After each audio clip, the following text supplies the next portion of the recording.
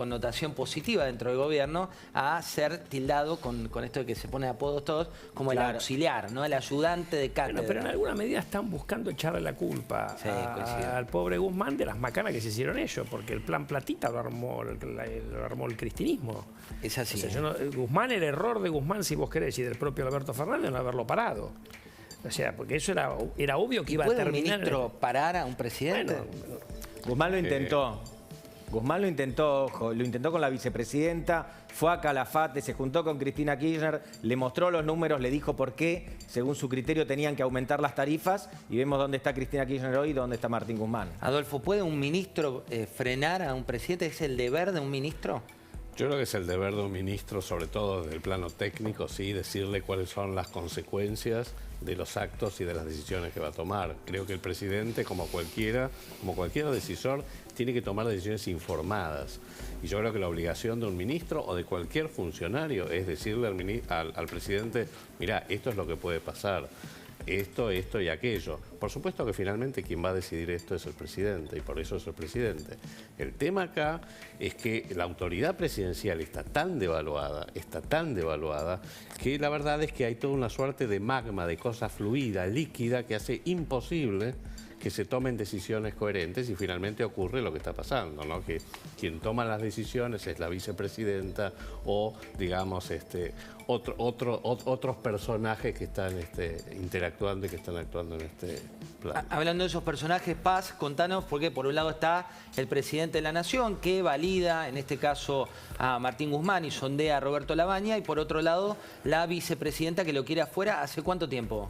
Muchísimo tiempo y lo he intentado por todos los medios, pero no tiene que ver con un tema de nombres, ¿no? Acá, esto que decía, ¿no? Lo del plan Platita, acá hay una diferencia. Cristina Kirchner se da cuenta, y es cada vez más notable, que pierde imagen y pierde su núcleo duro con las medidas que está tomando el presidente Alberto Fernández, o que debe tomar, o que acordó con el fondo, y presiona cada vez más para evitar, por ejemplo, aumento de tarifas, para hacer lo que en términos de Máximo Kirchner es, bueno, necesitamos una política más redistributiva. Y acá hay una diferencia que no solamente hoy muestra una ruptura, sino que esto se va a acrecentar con el tiempo, porque ya Cristina Kirchner ha decidido salir. Digo, este es un gobierno que ya no es de ella y ella quiere que se note esto. Cuando vemos la ruptura en el Congreso de Unidad Ciudadana, que además se llama Unidad Ciudadana, del propio bloque de Frente de Todos, más allá en ese momento tenía que ver con la posibilidad de designar una persona más en el Consejo de la Magistratura para el kirchnerismo, pero también acá hay una decisión política. Están blanqueando algo que quieren que se blanquee, que ella está fuera. ¿Eso le funcional a quién, Hernán? No sé. Lo que sí sé es que no es que hay una propuesta de un plan económico de Alberto malo y un plan económico bueno de Cristina que no puede suceder. Porque la verdad que cuando vos identificás las medidas de gobierno en términos de política económica del ala cristinista son nefastas.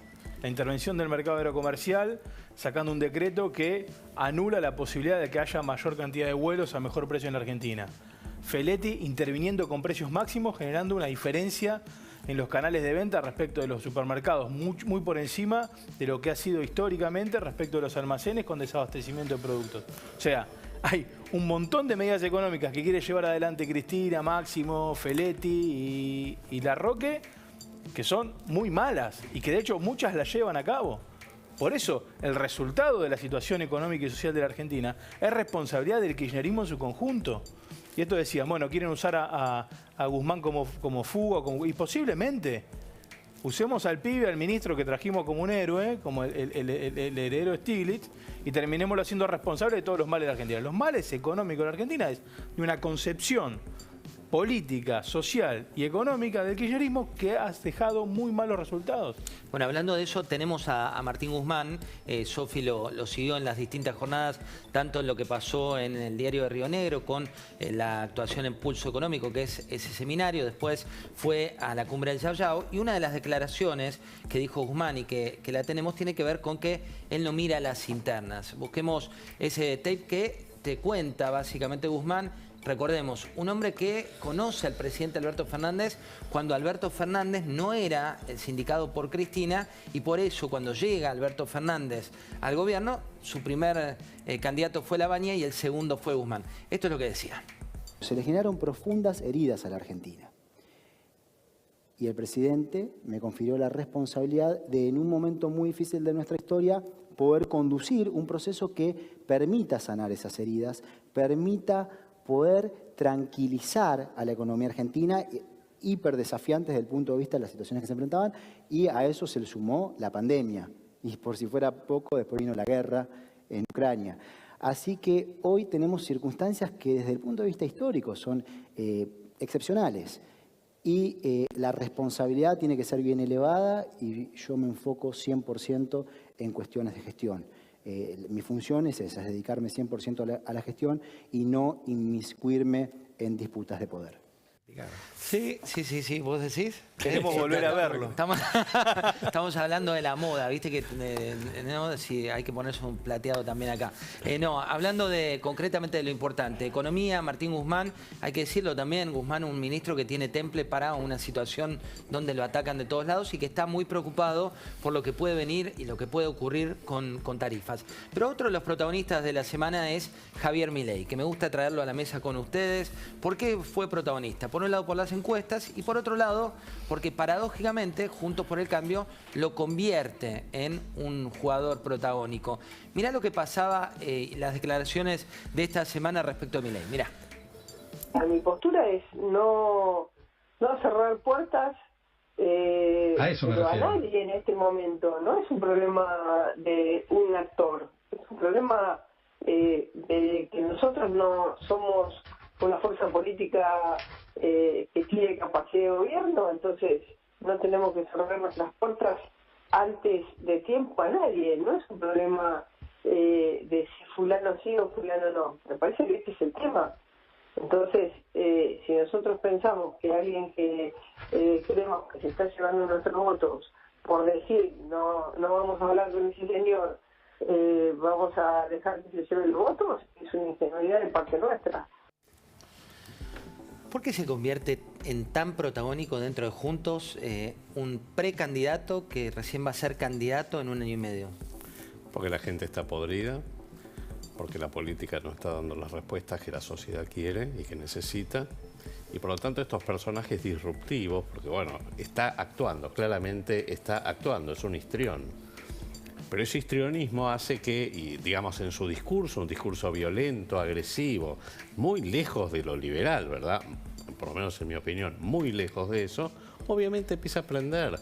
Porque, digamos, entre el fracaso del gobierno, el fracaso absoluto de este gobierno, y que por ahí todavía no identifica a la oposición, digamos, más allá de la voluntad política de, de volver a ser alternativa el año próximo.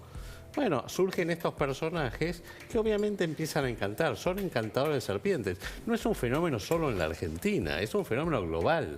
Bueno, pero es global y en algunos lados llegaron a presidente. ¿No le suben el precio desde Juntos cuando hacen una carta nominada diciendo que no es bienvenido al club? No sé.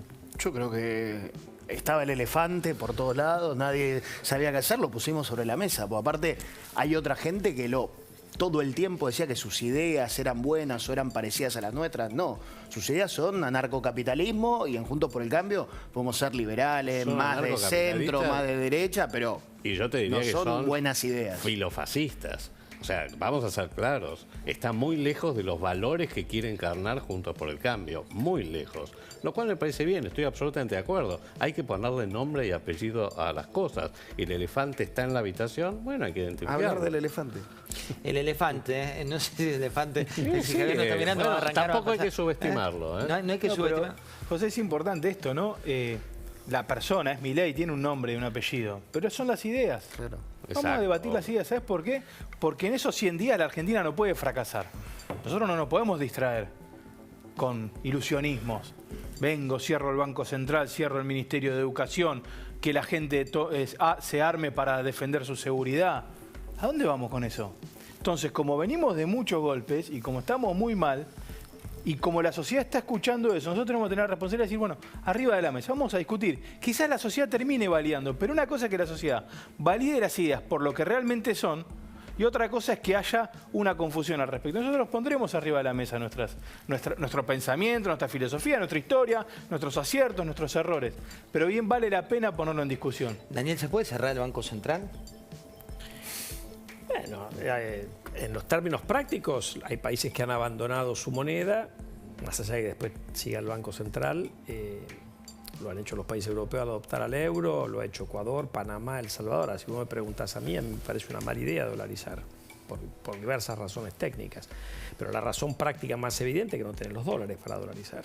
Porque yo digo, cerrar el Banco Central, va a haber otra moneda, no va a circular el peso. Esa moneda natural en la Argentina va a ser el dólar. Entonces, primero no tenés los dólares para dolarizar sin un salto cambiario en el tipo de cambio oficial monumental. Segundo, vos no tenés mucho comercio con Estados Unidos, cosa que no es el caso de Panamá o El Salvador. Por lo tanto, cuando te devalúa tu socio comercial como es Brasil, ya lo vivimos con la convertibilidad. Entonces eso te obliga a tener un colchón fiscal. Ahora, si vos tenés el colchón, si sos capaz de tener un superávit fiscal monumental, ¿para qué vas a dolarizar? Yo te garantizo que si vos vas a un superávit fiscal monumental, la inflación se acaba en la Argentina. Porque la principal razón de la emisión monetaria en la Argentina es el déficit fiscal. Entonces, en realidad lo que vamos a tener que discutir acá es cómo le vamos a poner cascabel al gato, cuando además, si gana, como hoy parece más probable, alguien de Juntos por el Cambio, están diciendo no vamos a subir impuestos, los queremos bajar. Bueno, el desafío que tenés por el lado del gasto es monumental. Si de acá de lo único que hay que hablar es de cómo vamos a bajar el gasto público. Mucha información que tenemos para ustedes hasta la medianoche, pero antes no les hablo de señorita maestra y blancas palomitas, sino de Milei y sus palomitas tiernas. Mirá.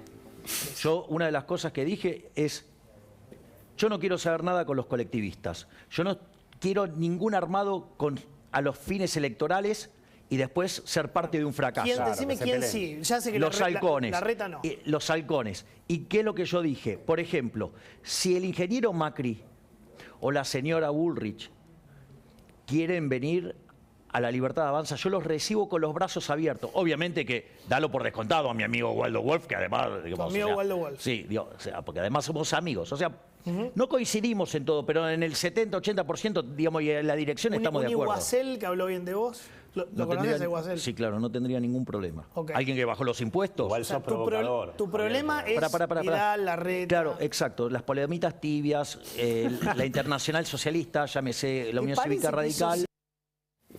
La mesa hacía comentarios, pero después vamos a meterlos a comentar sobre esto. Antes les quiero dar más detalles respecto de Milei. Reunión cerrada, 7 empresarios de los más importantes de la Argentina, después que Sofi tuvo una exposición allá, ¿no? ¿Cómo fue en el Yao Yao cuando llega Milei?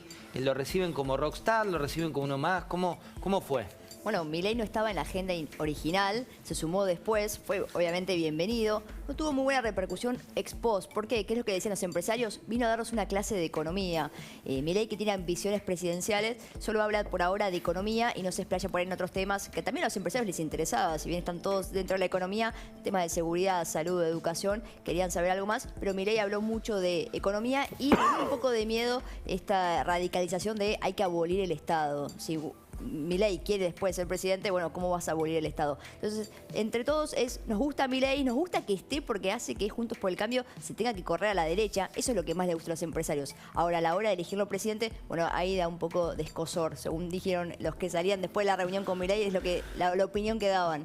Estuvo en esa parte, después lo llamaron, 7 empresarios, se reunieron con él, le preguntaron si era viable su proyecto económico, él les preguntó cuál era la expectativa que ellos tenían. Estamos hablando, en este caso, de gran parte de los dueños de la Argentina. Pablo, proyectos que vienen, hablábamos de qué puede ocurrir en la economía que viene.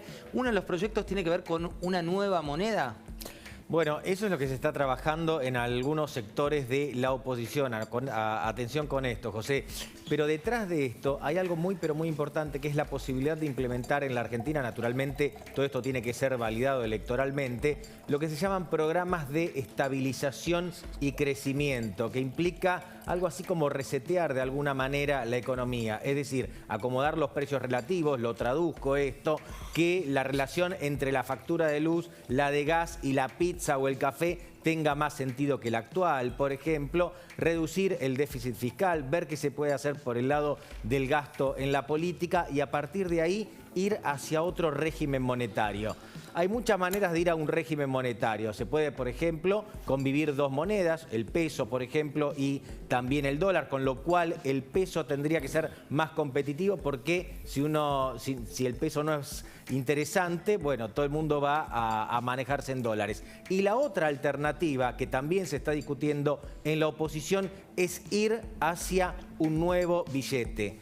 Esto que te cuento parece raro, pero en realidad quien conoce la historia argentina sabe muy bien que a lo largo de muchísimos años se cambiaron 5 monedas, esta sería la 6ª moneda, y se sacaron 13 ceros a la moneda. Hasta donde yo escuché, se está hablando de sacarle por lo menos un 0.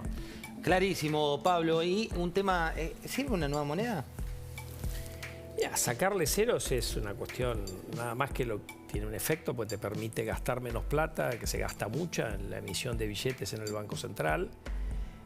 Sobre todo saca billetes de mayor denominación. No te cambia absolutamente nada, porque lo que hoy vale 1000, mañana si le sacas un 0 vale 100, no tiene... Lo que sí te hace es los billetes de mayor denominación, por ahí me expresé mal. Y lo de la economía bimonetaria, ahí también hay un riesgo, porque si a vos se te cae, si la moneda alternativa, que en la Argentina va a ser el dólar, te desplaza muy rápido al peso, tenés una caída en la demanda de pesos, si vos no conseguiste arreglar la fuente de emisión de pesos, ojo que la inflación se acelera cuando vos emitís más de lo que la demanda quiere, o cuando la demanda se cae por arriba de lo que estás emitiendo. Si vos se te cae la demanda de dinero, tenés un problemón. Entonces hay que pensarlo bien eso, ¿no? No es una cuestión de... Por ahí es buscar una estabilización rápido. En la Argentina se ha hecho en el plan austral, en el plan de convertibilidad, tratando de ponerle la carne que hay que poner, porque eso es lo que no hace este gobierno. Este gobierno, como no arregla lo fiscal y monetario, no puede estabilizar la economía ni la va a estabilizar. O sea que nosotros vamos a ir con inflación alta de acá hasta que se vaya este gobierno, eso está